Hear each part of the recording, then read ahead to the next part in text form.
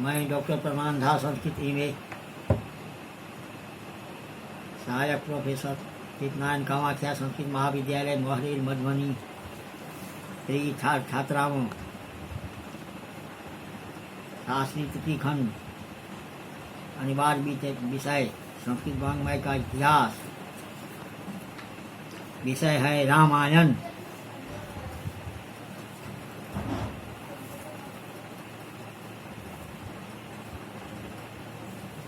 सदुखरापि निर्दुखा सखरापि सुकोमला नमस्तस्मै किताजेन रम्या रामायणी कथा।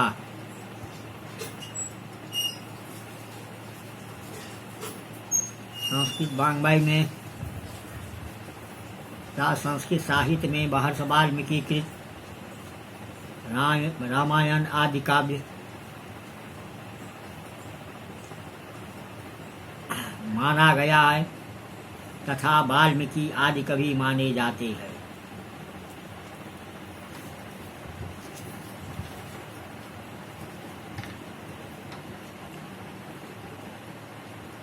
एक कथा प्रसिद्ध है कि जब व्याघ्र के बाण से भीगे हुए क्रौंच के लिए विलाप करने वाली क्रौंची का करुण शब्द ऋषि ने सुना तो उनके मुंह से अकस्मात यह श्लोक निकल पड़ा, जिसका आशय है कि हे निषाद, तुमने काम से मोहित इस क्रौंच पक्षी को मारा है, वध किया है, इसलिए तुम सदा के लिए प्रतिष्ठा प्राप्त नहीं करोगे। महर्षि वाल्मीकि की कल्याणमयी वाणी सुनकर स्वयं ब्रह्मा उपस्थित हुई और उन्होंने रामायण रामचरित लिखने के लिए इनसे कहा।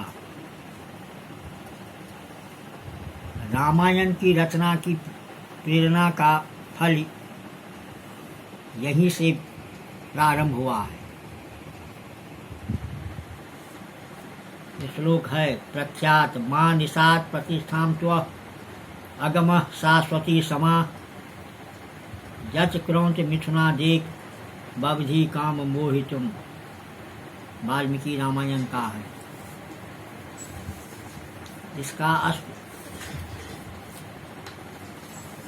एक प्रकार से यह भी है कि यहाँ है हे मां निषाद शब्द, यहाँ राम है।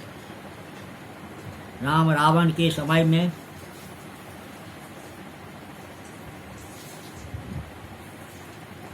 राम को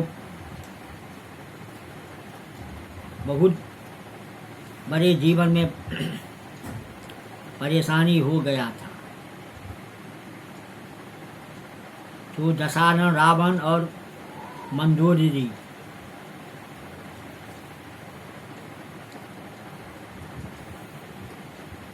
को वध करने के लिए यह कथा प्रख्यात है। इस तरह से सदा के लिए राम राज्य हो गया। इसका इस तरह से अर्थ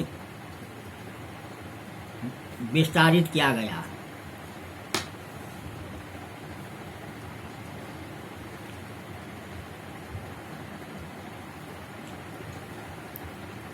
वाल्मीकि अनुष्टुप छंद के आविष्कारक माने जाते हैं। उपनिषदों में भी अनुष्टुप छंद है, जहाँ लौकिक संस्कृत में व्यवहृत होने वाले सम अक्षर से युक्त अनुष्टुप का प्रथम प्रयोग वाल्मीकि ने किया है, जिससे लघु गुरु का निवेश नियमबद्ध था।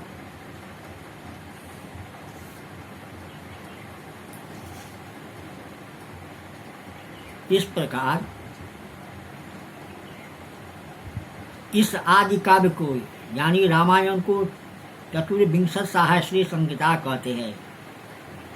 कहने का अभिप्राय है कि इसमें 24,000 श्लोक, सिर्फ उतने ही हजार बीतने गायत्री के अक्षर, प्रत्येक 1000 श्लोक का पहला अक्षर गायत्री मंत्र की ही क्रमशः आरंभ होता है।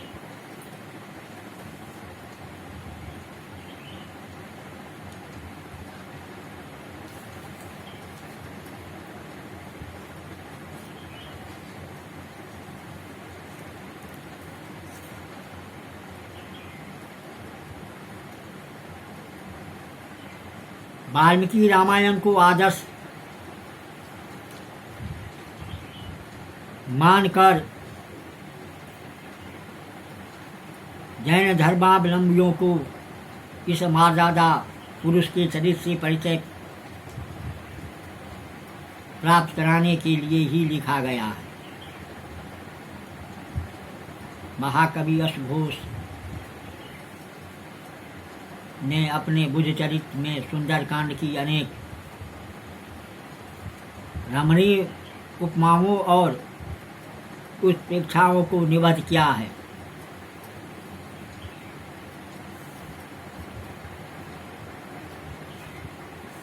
वाल्मीकि रामायण का एक श्लोक भी इस जातक में पाली रूप में उपलब्ध होता है।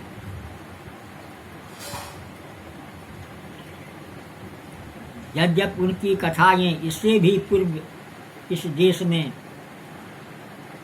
प्रचलित थी, तथापि उनका समय 33 शतक ईस्वी पूर्व में साधारणतया माना जाता है। इन बाहरी प्रमाणों के आधार पर रामायण 33 शतक ईस्वी पूर्व से भी पहले की रचना सिद्ध होता है।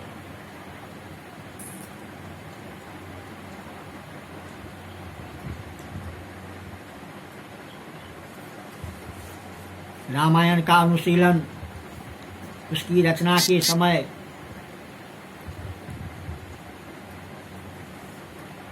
भली भांति सिद्ध हो जाता है।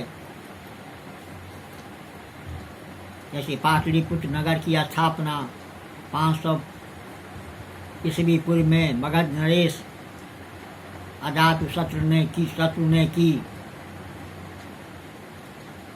जिसका नाम बौद्ध ग्रंथों में पाटलिग्राम दिया है।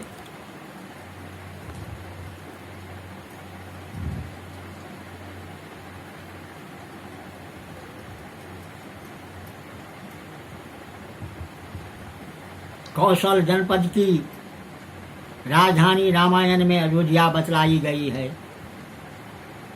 परंतु जैन और बौद्ध ग्रंथों में अयोध्या के स्थान पर वह साकेतक नाम से ही प्रख्यात है। लव ने अपने राजधानी श्रावती में स्थिर की।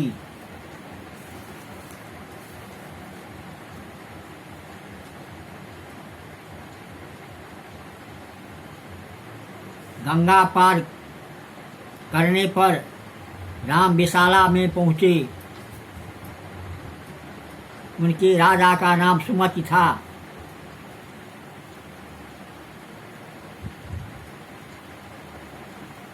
जितने इन लोगों की बड़ी अभ्यर्थना कि गंगा कूले निवस्थास्ते विशालाम दृष्टुः पुरीम। वाल्मीकि कांड।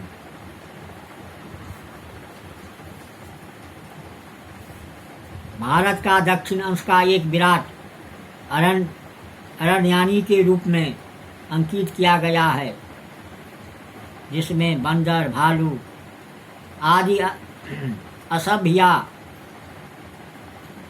असभ्य जातियां निवास करती थी।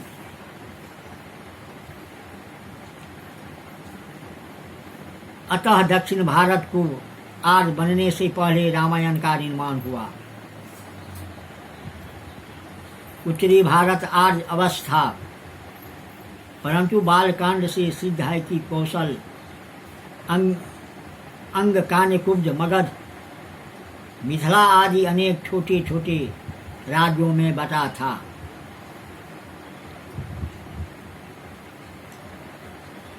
सारे रामायण में केवल 2 पद्यों में ही जबनों का नाम आता है। इसी सामान्य आधार पर जर्मन विद्वान डॉक्टर बीवर ने सिद्ध करने का प्रयत्न किया था कि रामायण पर यूनानी सभ्यता का प्रभाव पड़ा है। डॉक्टर याकोबी ने इन्हें प्रक्षिप्त सिद्ध किया है। अतः यूनानी आक्रमण के अनंतर ये पद्य रामायण में मिला दिए गए। इन सब प्रमाणों के आधार पर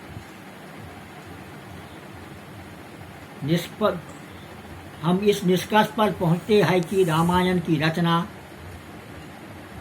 भगवान बुद्ध के जन्म से पहले हुई, अर्थात रामायण को 500 ईस्वी पूर्व से पहले की रचना मानना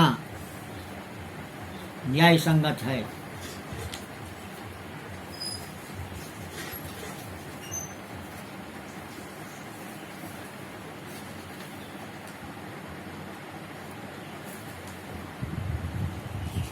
रामायण में मुख्य रस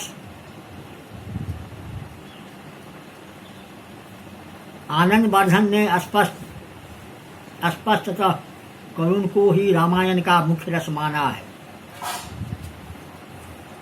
रामायण का आरंभ करुण से ही होता है तथा राम के सामने सीता के पृथ्वी के भीतर अंतर्धान होने के हृदय से रामायण का अंत भी करुण रस से ही होता है।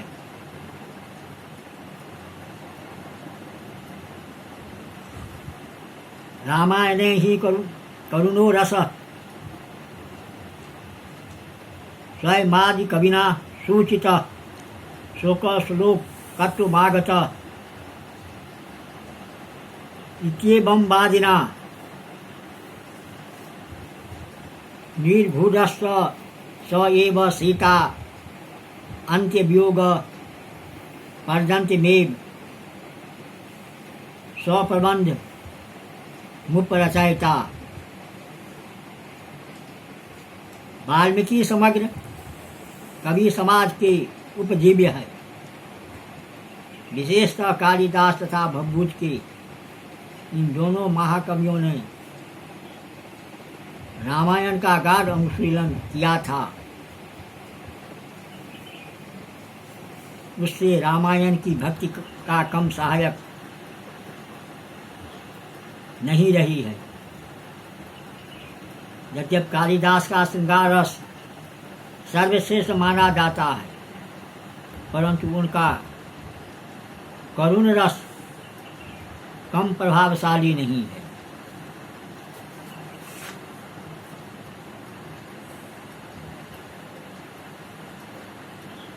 उत्तम रामचरित में तो यह अपनी पराकाष्ठा को पहुंचाया है।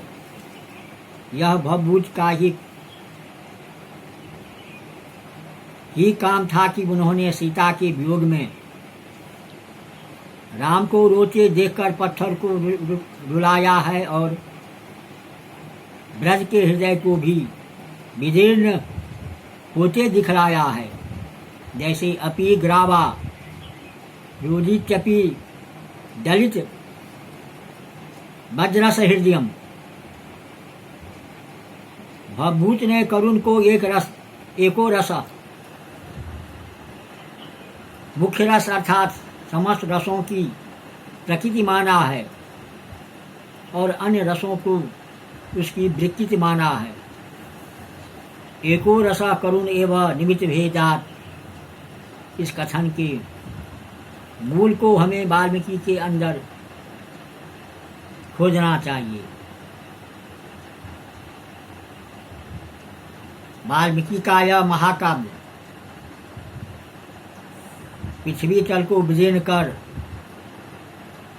उगने वाले उस विराट वट वृक्ष के समान है,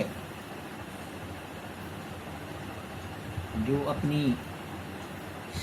शीतल छाया से भारत के समस्त मानवों को आश्रय देता हुआ प्रकृति की विशिष्ट विभूति के समान अपना मस्तक ऊपर उठाए हुए खड़ा है।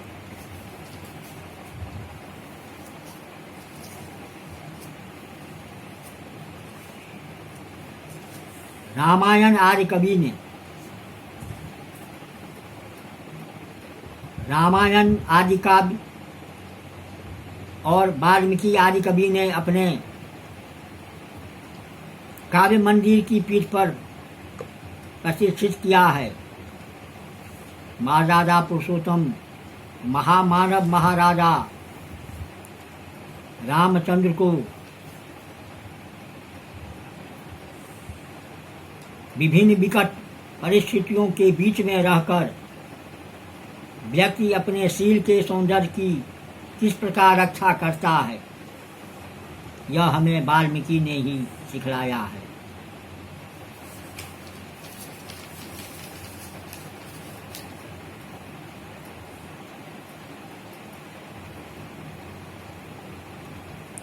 राम ने तीन आदर्श गुरुओं के अंकन में यह लेखनी प्रवित हो उनकी कृतज्ञता का वर्णन किन शब्दों में किया गया है। यथा कथचिंचित दुपकारेण कृते नेकेन तुष्यति नो अस्मरत्यपकाराणाम सत्यमप्यात्मवातया। रामायण। उनका क्रोध प्रसाद दोनों की अभाव है।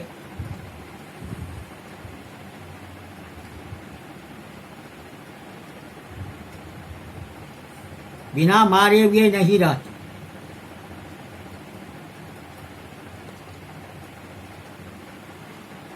ऊपर क्रोध के कारण कभी उनकी आंख भी लाल नहीं होती। नाश क्रोध प्रसादो वा निरर्थो अस्ति कदाचन हन्त्येक नियमाद बध्यान बध्येकु नो पुष्यति। रामायण। राम का शील कितना सुंदर मधुर है। वे सदा दान करते हैं, कभी दूसरे से प्रतिग्रह नहीं लेते। वे अप्रिय कभी नहीं बोलते। साधारण स्थितियों की बात नहीं।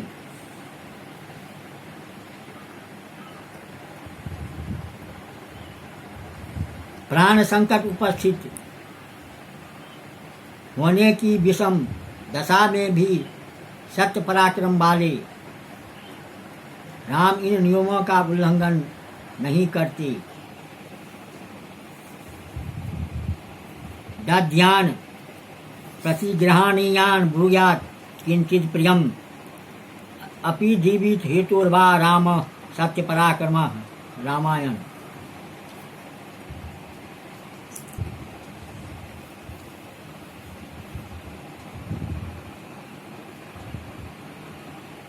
लक्ष्मण के सच्ची बाण लगने पर राम ने भ्रातृ प्रेम के विषय में जो उद्गार निकाले हैं उनकी समता भला किसी अन्य सुशिक्षित कहलाने वाले देश के साहित्य में भी कभी मिल सकती है।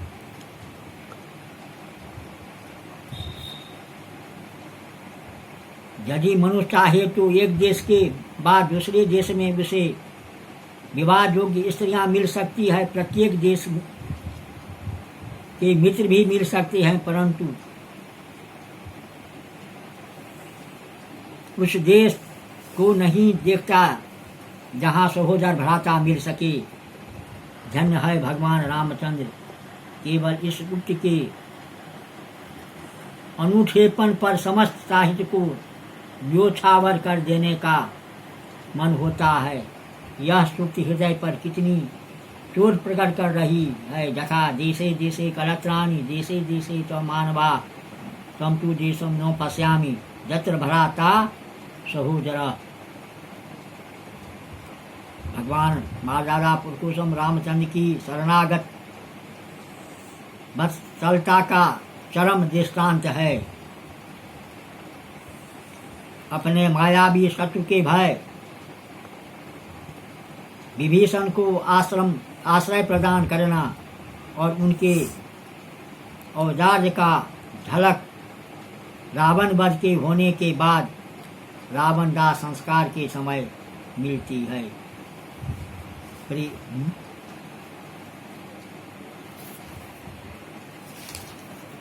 पूरा रामायण एक देखे रामायण पर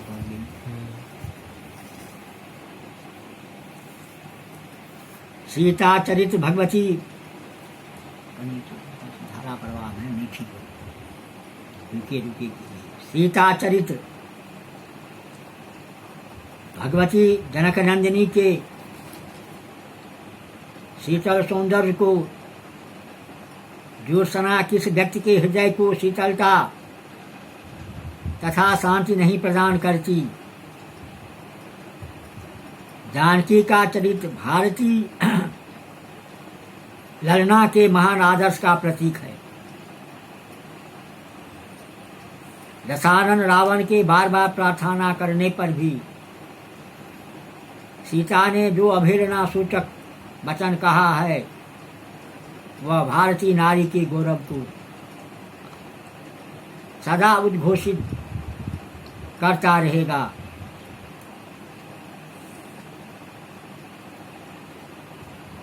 रावण से प्रेम करने की बात तो दूर रही, मैं तो उसे अपने पैर से नहीं बाएं पैर से भी नहीं छू सकती। तथा चरणे नापि सभ्येन स्पृशेयं निशाचरं रावणं किं पुनरहं काममेयं विगर्हितं। रामायण। रावण की मृत्यु के अनंतर राम ने सीता के चरित्र की विशुद्ध सामान्य जनता के सामने प्रकट करने के लिए अनेक कटु वचन कहे। उन वचनों के उत्तर में सीता के वचन इतने मर्मस्पर्शी हैं कि आलोचक सहृदय आनंदी तिरेक से गदगद हो जाता है। वाल्मीकि आर्य धर्म के रहस्य का उद्घाटन करते हैं जब वे कहते हैं कि आर्य जीवन धर्म बंधन से बंधा हुआ है। मानव भारतीय संस्कृति के अनुसार स्वतंत्र प्राणी तो अवश्य है, परंतु समग्र मानव एक दूसरे से धर्म संबंध में बंधकर एक दूसरे के हित चिंतन तथा हिताचरण में संलग्न है। तो वाल्मीकि समग्र राष्ट्र के हित चिंतक कवि हैं। राष्ट्र का केंद्र है। राजा भारती राजा पाश्चात्य राजाओं के समान प्रजाओं की इच्छाओं का जलन करने वाला स्वेच्छाचारी नरपति नहीं होता, प्रत्युत वह प्रजाओं का रंजक प्रतिरंजक, उनका हित चिंतक तथा राष्ट्र का उन्नायक होता है।